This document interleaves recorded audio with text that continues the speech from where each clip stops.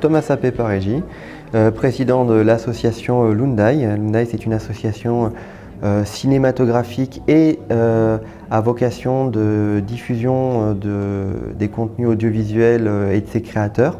Nos chantiers sont autant sur des zones de tournage, sur des spectacles à vocation diffusion cinématographique, mais aussi sur des installations d'animation comme le Salon de Lambesc, où nous n'avons pas du tout ramené de matériel audiovisuel, mais que nous avons ramené tout ce qui va être décoration et accessoires liés à les thématiques du jour.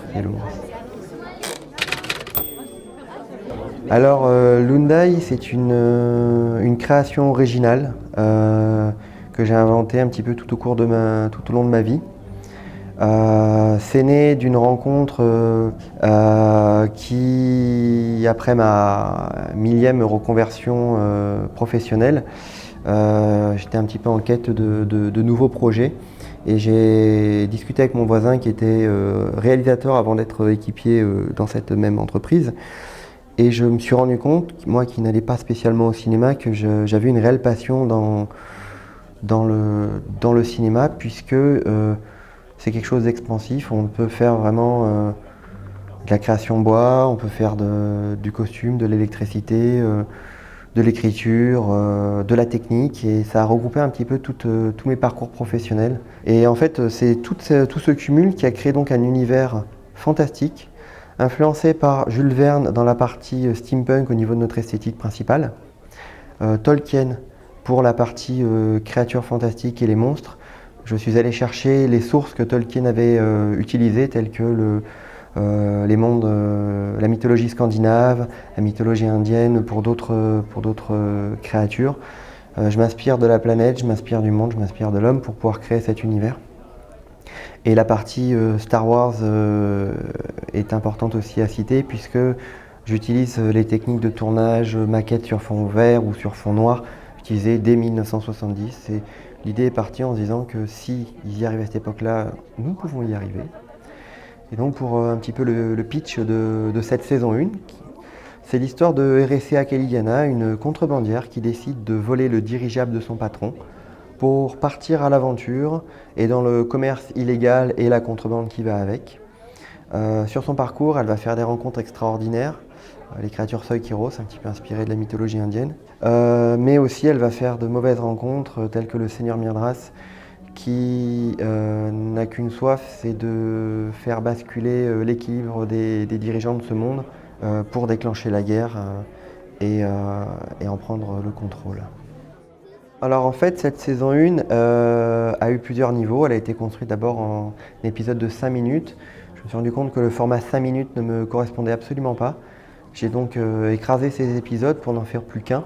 Et on est passé donc sur un format entre 15 et 20 minutes. Et l'assemblage de cette saison 1 en fait, a été construite comme un film. Mais tout ça a été fait dans le but d'être fusionné, d'enlever le superflu d'épisodes, les conclusions d'épisodes, puisque les épisodes en fait s'emboîtent parfaitement les uns aux autres et forment un film d'1h30 à 1h45 qui actuellement est en cours d'assemblage, puisque j'ai lancé un projet de financement participatif dans le but de filmer le dernier épisode, l'épisode 10, qui est donc la conclusion du film, avec du matériel professionnel. Donc on est passé dans une nouvelle tranche, puisque la première caméra utilisée est moins forte que mon téléphone portable. J'ai à peu près 2h30 de bande en termes d'épisodes, et j'aurai un film de 1h30 qui sera produit et pressé dans un DVD à partir de mars 2020.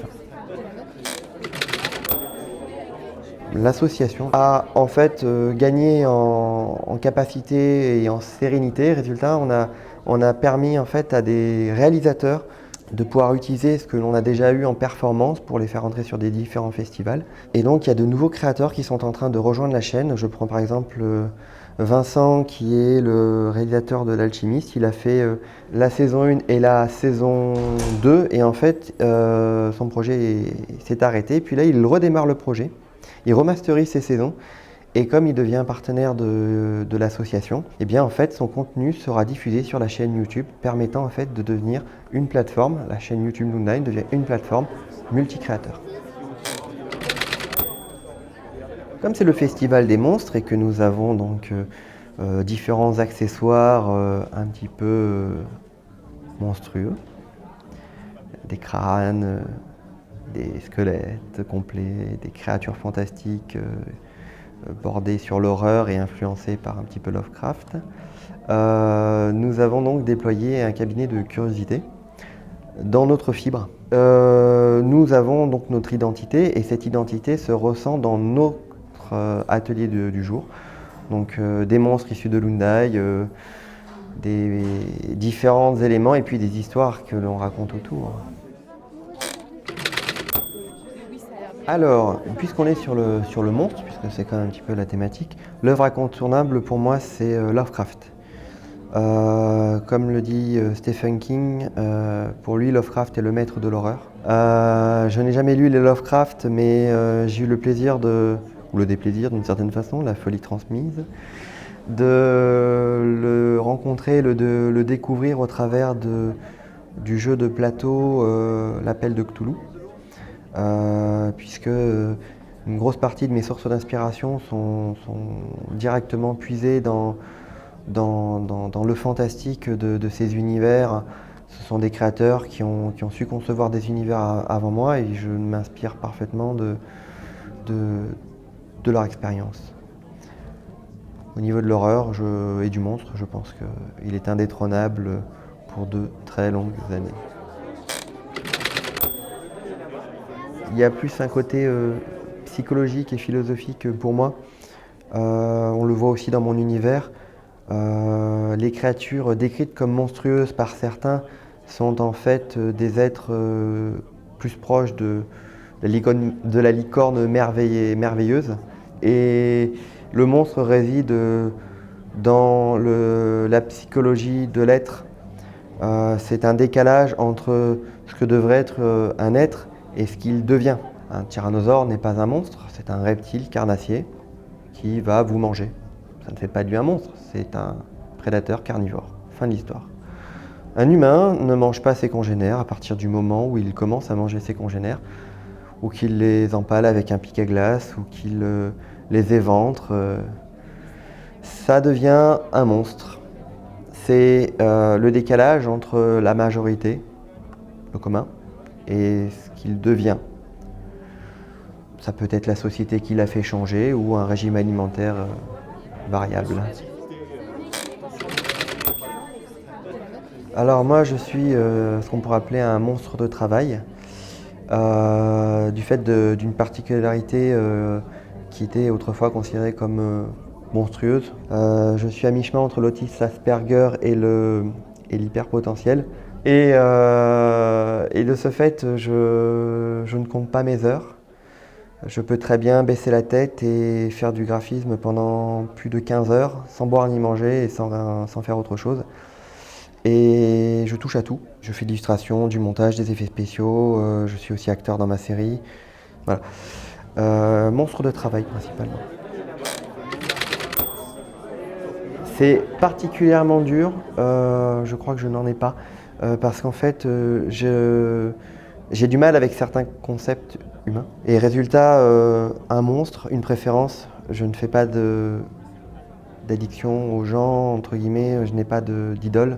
Mais aujourd'hui, vulgairement, je dirais que mon monstre préféré, ça fait très égocentrique, ça pourrait être moi-même. Une formidable expérience, de formidables rencontres, de formidables personnes. Il faut savoir, c'est qu'entre l'année dernière et cette année, mon réseau de connaissances ayant augmenté, je n'ai absolument que des amis sur ce stand, sur ce salon. Tous les stands d'animateurs, de commerciaux sont des gens que je côtoie tout le temps, à longueur de jour. Je vais citer un des plus notables, Keith Massini, Joël, de la Nef des Premiers Hommes. Loon9 ne serait jamais devenu Loon9 sans lui. C'est-à-dire que ma première rencontre du Steam, j'ai rencontré un homme qui donne sans jamais recevoir. Je suis famille ici, d'une certaine façon.